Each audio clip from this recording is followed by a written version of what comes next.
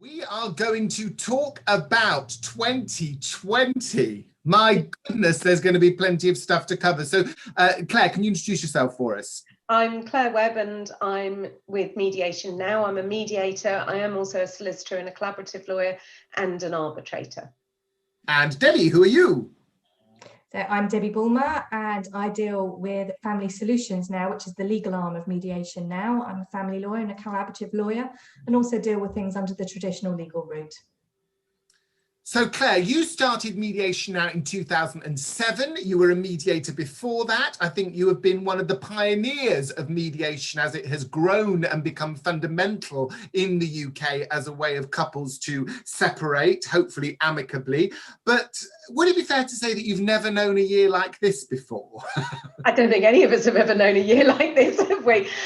No, absolutely. It was a real learning curve on the 23rd of March, which will be etched into my mind forever.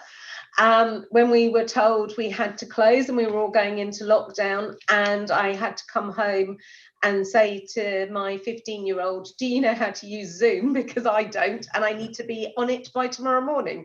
And fortunately, and look at you now. Look at you now. And fortunately for me, apart from laughing at me and saying, it's all right, Mum, it's really easy, even you can manage it. Yeah, but it was true. It wasn't an easy process. He's got the patience of a saint. Yeah, look at us now. I wouldn't do without it. I love Zoom now. I organise it. I even know what some of the buttons do now. That was quite fun. When you can do the reactions, that was quite an exciting day when I realised I can wave at people and things like that on it. But yes, no, we would never have guessed, would we, what was coming? So as well as Zoom, what else has changed in the mediation world? I think the whole ability to sort of take on technology. I did Zoom, FaceTime, WhatsApp. We've had a go at all of them. We've had a go at using a package called Bundle Docs, which enables us not only to do court bundles, but we also use them for mediation, where we can put in everybody's documents that they've provided us. And we've learned all sorts of things that I think have made us so much better to go forward. There's things that we will never lose. Why make people take half a day's holiday to travel into your office for a half an hour appointment when you can just do it on Zoom if they feel comfortable? Things like that, you know, the parking, the travel, all of that time, the stress. Now you can sit in your lounge and have a chat, and it's still scary because you're talking about things that are hard and difficult, but it's not half as scary as it was.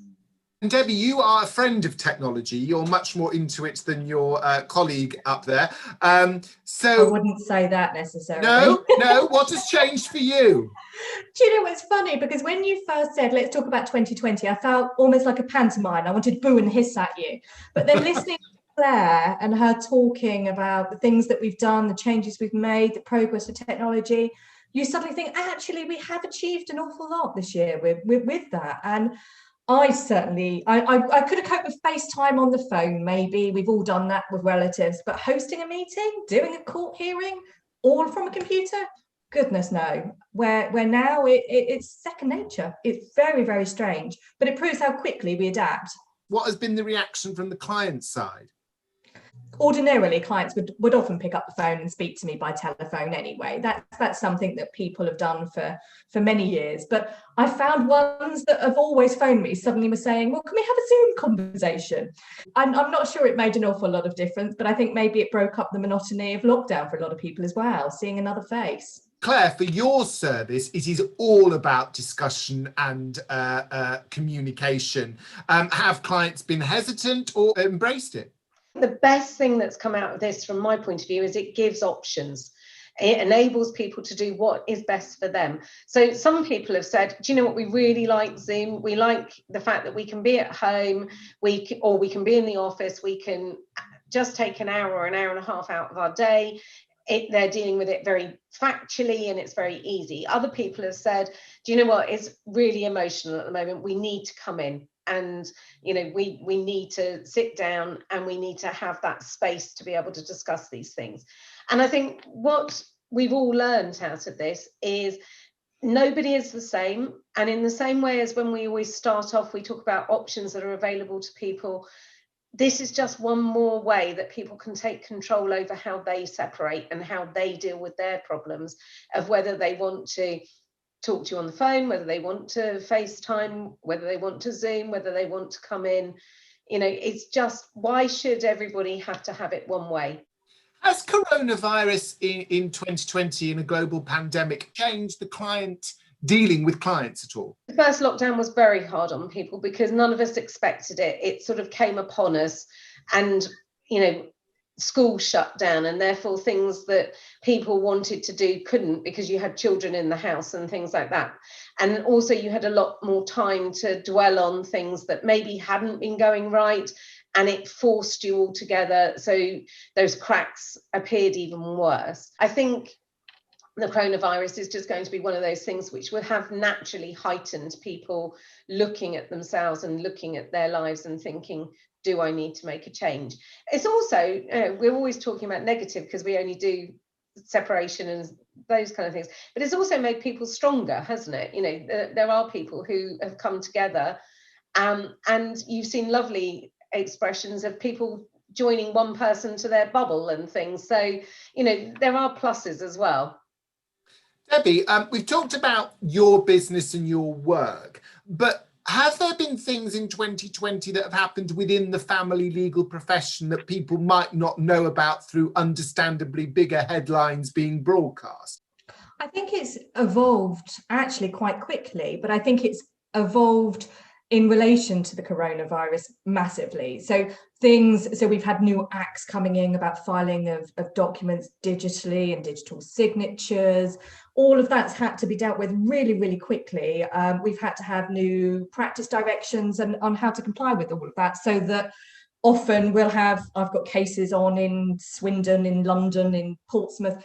You have different courts, but you need to have some sort of ability to streamline that. So that's been dealt with very, very quickly, but there still has been a bit of movement in the background.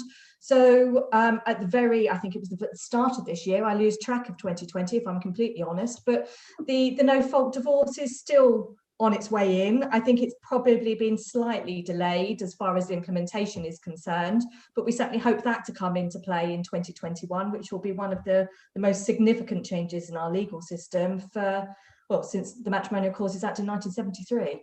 So it's certainly been changes for everybody all round, but I personally have been quite surprised and pleasantly so at how quickly our legal system's been able to work around the pandemic and make it so that we can still function and people can still get on and deal with the things that they were, rather than everything just going on hold.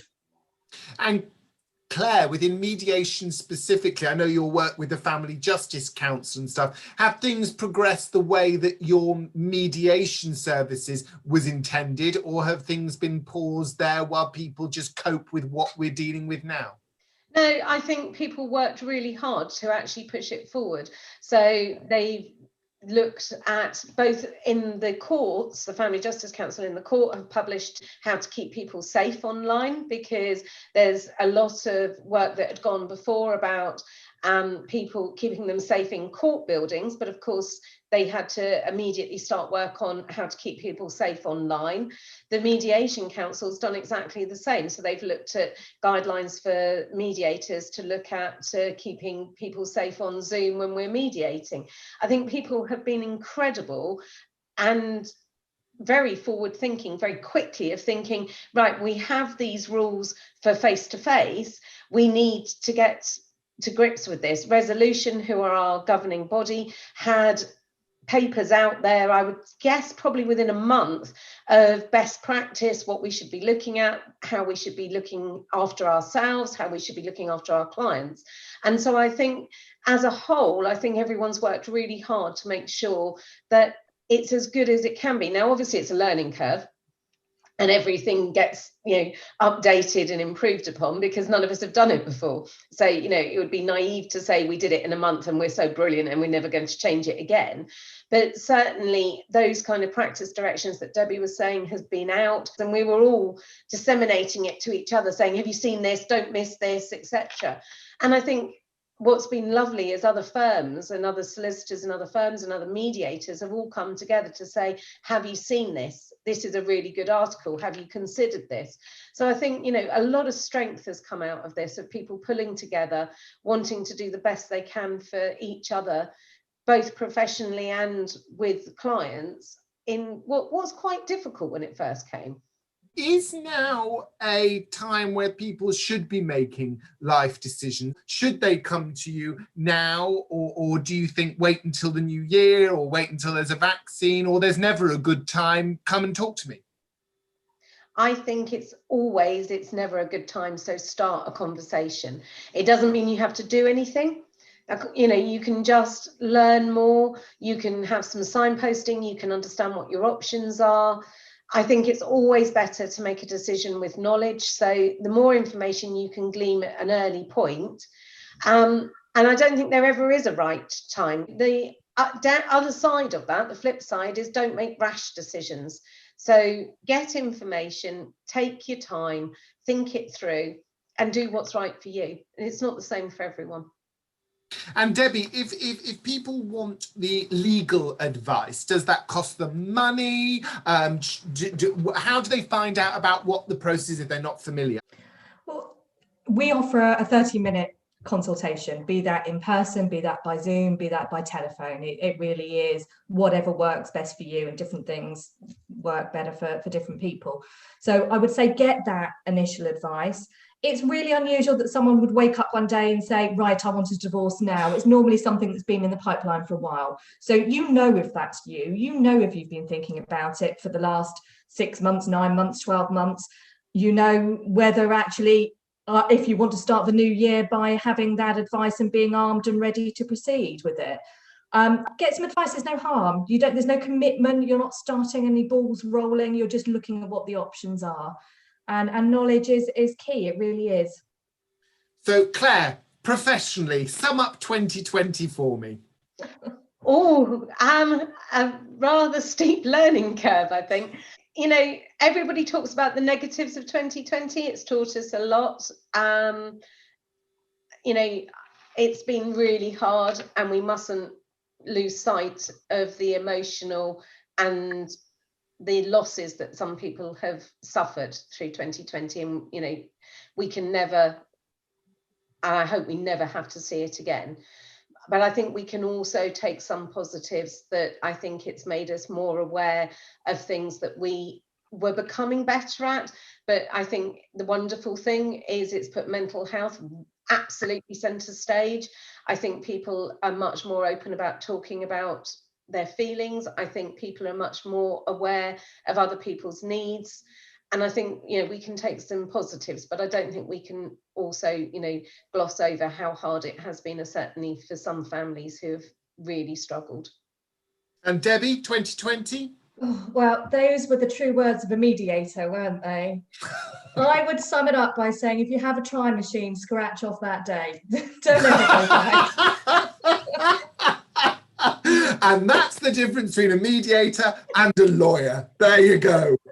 Well, thank you very much. I suppose I should say that if people do want to contact Claire, the website is www.mediation-now.co.uk. And if they want to contact Debbie about any legal matters, it's www.familysolutionsnow, all one word, .co.uk. Ladies, thank you very much for your time, and all the best for 2021. Thank you. Thank you.